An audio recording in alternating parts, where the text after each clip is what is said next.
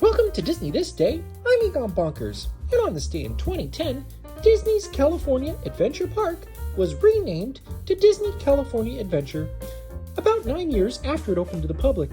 The new name was part of a reimagining that would span multiple years and cost $1.1 billion, almost twice the original $600 million that the building cost.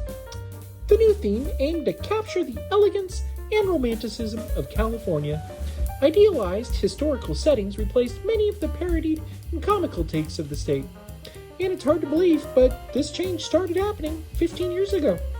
What do you think of the change? Do you love it? I sure do. Anyway, have a magical day.